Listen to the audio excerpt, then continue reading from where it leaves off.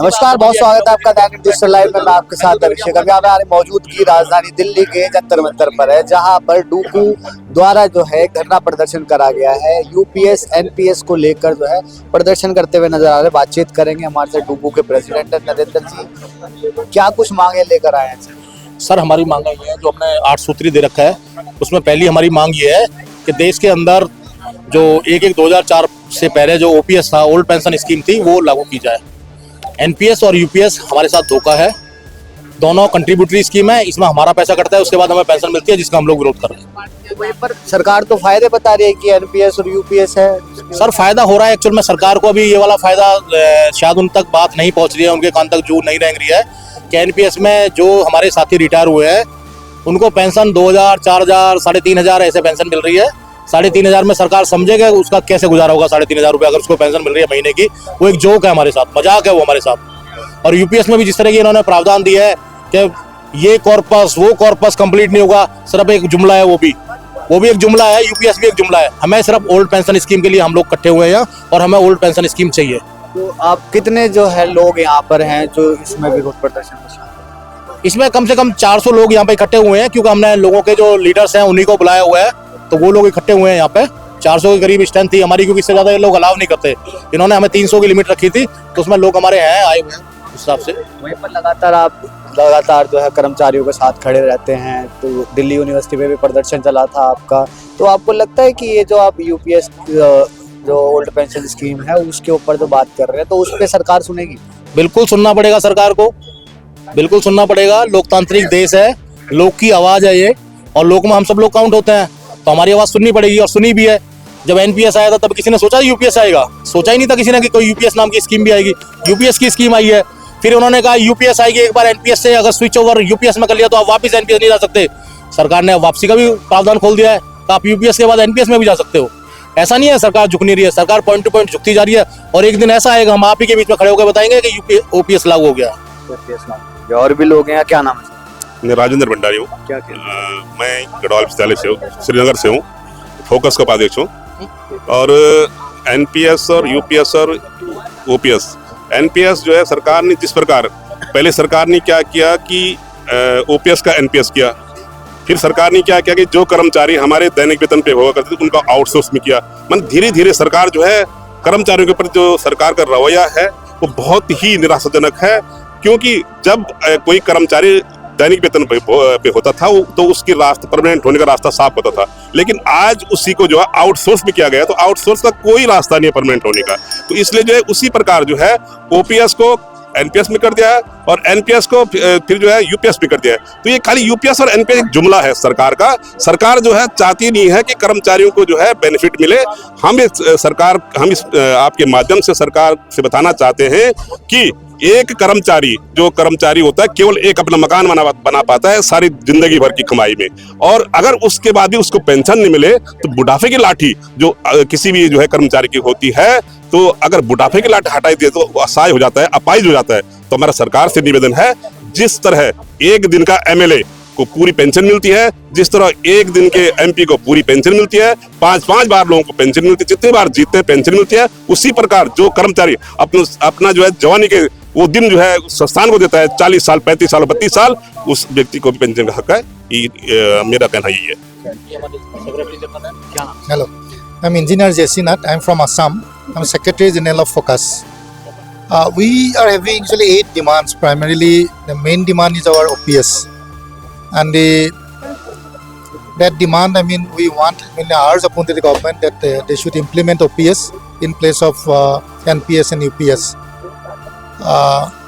So through your media, I would request our internationally popular or Prime Minister Narendra Modi ji to consider on this point that OPS should be brought back to the employees, because that is the only means of benefit for the employees, and NPS and UPS is not going to help at all our employees, because you see that one employee, he spends throughout his life and he works for the government, and now government has made all of us a Rashtriya Karmayogi.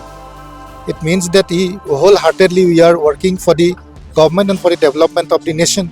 And at the end of our life, if employee do not get the pension, you can think of, what will happen to him as well as to his family.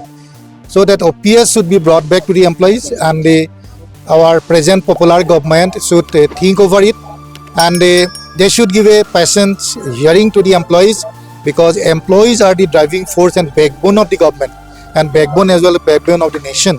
So we want again and urge upon the government to consider sympathetically on our demands, and they should think that employees should not get this upset on their demands, and wholeheartedly they should implement our demands. अगर implement नहीं होता है, OPS को नहीं लाते हैं, NPS और UPS की तरफ ही जो है कर्मचारियों को भेजा जाता है, फिर क्या कुछ करेंगे? No, that is the only our demand, that government will have to consider on this point. There is no way out. We will not stop. We will keep on, agitating till the end, and government will have to, implement our OPS. आपका क्या नाम है? मैं doctor Devendra Singh Pharswan. अच्छा, ऐसे प्रदर्शन होते हैं लगातार, कर्मचारी जो है सड़कों पर आते हैं, डूकू प्रेसिडेंट यहाँ पर आते हैं, तो आपको लगता है कि ऐसी डिमांडें पूरी हो जाएगी? देखो, डिमांड तभी पूरी होती है जब सड़कों पर उतरा जाता है। वो कहा गया है कि जब प्रतिनिधि मौन हो जाए तो सड़क पर उतरना पड़ता है। तो ये हमारी डिमांड है और हम सड़क पर उतरेंगे। अभी तो ये सिंबल हम कर्म कर रहे हैं कि भाई हमारी बुढ़ापे की लाठी हमें मिलनी चाहिए, और अगर नहीं मिलती है तो सड़क पे क्या तब हमें कहीं भी उतरना पड़े, उतरेंगे। आदमी सरकारी नौकरी इसीलिए करता है ताकि आगे चल के पैसा बचे, पेंशन आए और उसका जो है बुढ़ापे की लाठी बने। उसी के चलते ओपीएस हटा के न्यू पेंशन स्कीम लाए, यूपीएस लेके आए, इसका विरोध कर रहे हैं आप क्या? जी, सबसे पहले मैं आपका धन्यवाद करना चाहता हूँ। मैं सुनील कुमार जेएनईसी से। सर, ऐसा है, एनपीएस यूपीएस जिसने लागू करी वो ले ले, हमें ओपीएस देते, इतनी अच्छी है तो वो क्यों नहीं लेते एनपीएस और यूपीएस? आप मुझे बताइए। रही बात बुढ़ापे की लाठी, ये तो फैक्ट है, आपको पता ही है। बुढ़ापे की लाठी के अंदर अभी आपने पता सुनी होगी कि एक प्रोफेसर को 1,73,000 रुपये सैलरी मिलती थी, उसके बाद उनकी जो पेंशन बनी है वो 4,000 रुपये बनी है। आप बताइए कि 4,000 में होगा क्या? नंबर 1। नंबर 2, वृद्धाश्रम कितने हैं? वो तो सब भर जाएंगे। आज के टाइम में खाने को नहीं है तो आने वाले समय में कितना बुरा हाल होगा। आप देखिए स्थिति क्या होगी। तो आप यूपीएस और एनपीएस का जो है पूरी तरह से विरोध खंडन करता हूं मैं, और मैं क्या चाहता हूं कि ओपीएस को बहाल करें। तो वहीं पर अगर बहाली नहीं होती है फिर क्या कदम रहेंगे? क्या ऐसे जो धरना प्रदर्शन है वो और उग्र रूप ले सकते हैं? बिल्कुल ले सकते हैं, काफी लेंगे। लोग ऐसे हैं जो कॉन्ट्रैक्चुअल बेसिस पे काम करते हैं, चाहे वो दिल्ली यूनिवर्सिटी के कर्मचारी हो, चाहे वो कुछ हो, तो उनकी भी जो है बहाली होनी चाहिए, पक्के करने चाहिए। हाँ, मैं चाहूंगा कि उनको भी पक्का करा जाए। सरकार से मैं बार बार यही प्रार्थना करता हूँ, माननीय सुप्रीमो प्रधानमंत्री हमारे यशस्वी जो है नरेंद्र मोदी जी, हमारे गृह मंत्री साहब से, रक्षा मंत्री साहब से, सबसे मैं ये कहता हूँ कि देश की जो जवान, किसान और मजदूर है, इस रीढ़ की हड्डी को कमजोर ना होने दे, इसको एक मजबूत करें। और मजबूत जब ही होगी जब हम आपका साथ देंगे, आप हमारा साथ दो, तभी ये होगा। जो दिखता है वो बिकता है, अन्यथा ये सब बेकार है। सब ये टॉफी चॉकलेट है कि आज ज्ञापन दे रहे हैं, वो कर रहे हैं, हम 10, 300, 500 आदमी इकट्ठा हो गए फिर आ रहे हैं, क्या होगा इससे? आप बताएं मुझे। आप भी पत्रकार महोदय, आप देख रहे हो इतनी महंगाई में आप कैसे कर रहे हो?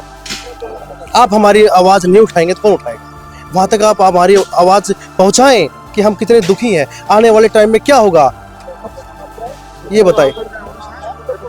और रही बात, जैसे किसी सरकारी कर्मचारी की डेथ हो जाती है, उसकी पेंशन क्या बनती है? 2,000, 3,000, 4,000 कंपनसेशन के आधार पर, अनुकंपा के आधार पर। उस बच्चे को नौकरी भी नहीं है सर, मैं आपको क्या बताऊं, बहुत भटकना पड़ता है इस महंगाई के अंदर। 5,000, 7,000 में क्या होगा आप बताएं? एडमिशन भी नहीं होता है। सरकारी स्कूल में एडमिशन के लिए डोनेशन फीस देनी पड़ती है सर, प्राइवेट स्कूल की तो बहुत बात है। आप बताएं। चलिए, तो अभी आपने देखा सुना, यहाँ पर जो लोग हैं बातचीत करेंगे। क्या नाम?